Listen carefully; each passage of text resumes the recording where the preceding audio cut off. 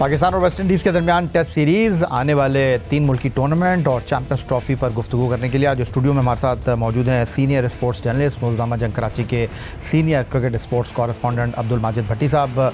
खुशामदीद कहेंगे आपको, लेकिन कबल इसके कि मैं अब्दुल माजिद भट्टी से गुफ्तगू की शुरुआत करूँ, मुल्तान में होने वाले दूसरे टेस्ट मैच की बात कर लेते हैं, जहाँ शिकस्त के बाद पाकिस्तान क्रिकेट टीम के कप्तान शान मसूद मीडिया के सामने आए तो उन्हें सहाफ़ियों के सख्त और तेज़ व तुंद सवालात का सामना करना पड़ा।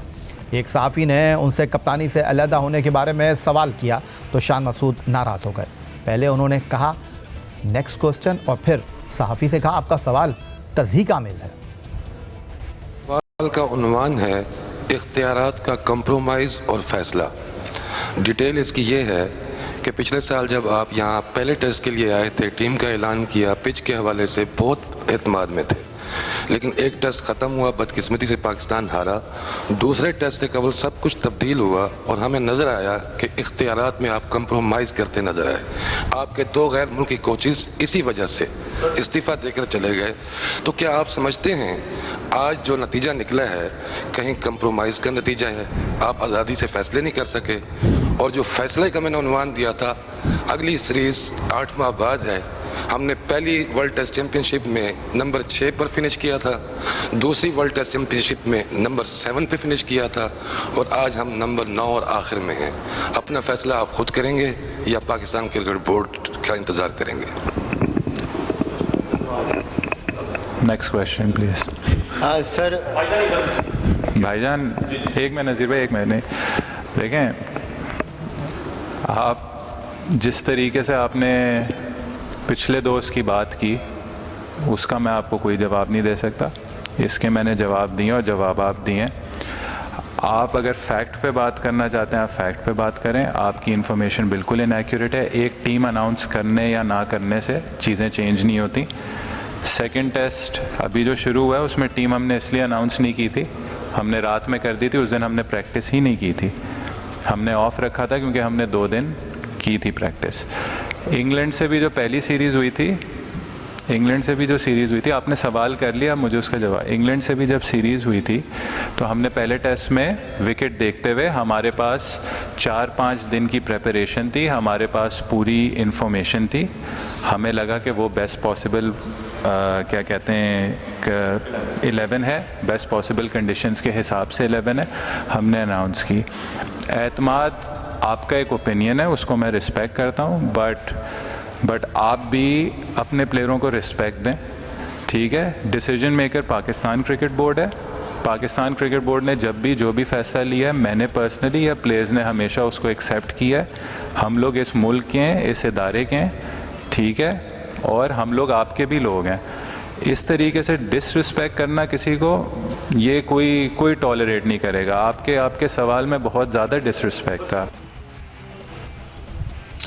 आज मुल्तान टेस्ट मैच के हवाले से गुफ्तगू करेंगे और वेस्ट इंडीज़ और पाकिस्तान के दरमियान जो 2 टेस्ट मैचों की सीरीज़ हुई, ग्राउंड में तो बहुत कुछ हुआ। एक गज गेंद टर्न हो रहा था, ब्रेक हो रहा था, स्पिन हो रहा था, लेकिन जब खिलाड़ी मीडिया में आते, मीडिया के सवालों के जवाब देते, प्रेस कॉन्फ्रेंस करते, तो वहाँ पर भी सहाफ़ियों के सवालात यूं आ रहे थे और खिलाड़ी जो हैं वो अंगुश्ते बदंदा थे। इस तमाम सूरत हाल पर गुफ्तगू करने के लिए हमने सोचा कि माजिद भट्टी से बेहतर कोई हो नहीं सकता। सीनियर सहाफ़ी हैं, एक वसी तजुर्बा है, बड़ी प्रेस कॉन्फ्रेंसों में रहे हैं और एक यादगार प्रेस कॉन्फ्रेंस में भी ये रहे थे।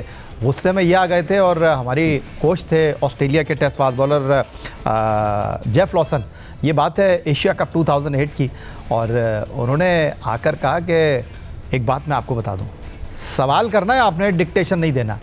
तो माजिद भट्टी ने बोला कि आपका काम जवाब देना है, thank you very much. Press conference ख़त्म और वो खड़े रहे अपनी जगह पर और सारे सहाफ़ी उठकर चले गए।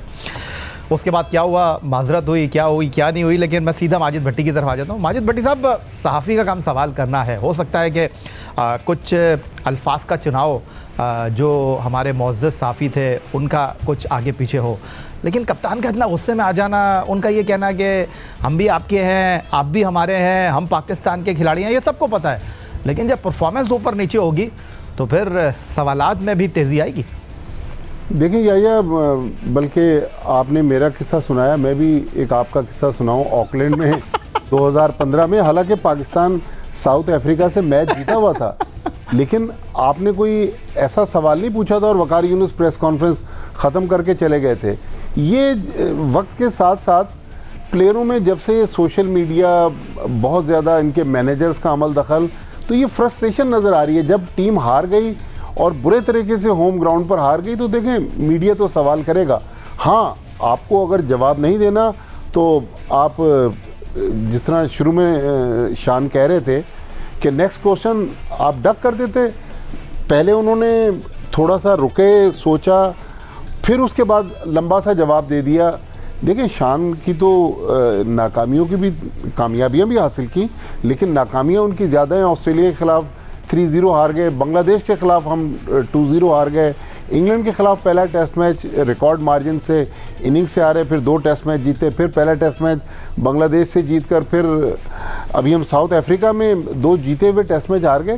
तो देखिए सवाल पूछना तो सहाफ़ी का जो है वो राइट है। हाँ, आप जवाब नहीं देना चाहते तो ये आपका भी राइट है। आप नेक्स्ट क्वेश्चन जब आपने कहा था तो अगला सवाल आप ले लेते, लेकिन मेरे ख्याल में इसमें थोड़ा सा पाकिस्तान क्रिकेट बोर्ड का भी रोल है। अगर आपको याद हो, कुछ अर्सा पहले शायद इंग्लैंड की टीम जब पाकिस्तान आने वाली थी, चंद महीने पहले कराची में प्रेस कॉन्फ्रेंस हुई थी, वहाँ भी शान से इससे भी सख्त सवाल हुआ था। उस वक्त पीसीबी ने कहा था, पीसीबी के डायरेक्टर मीडिया समील हसन ने, कि ये आपके प्लेयर्स हैं, इनकी रिस्पेक्ट करें।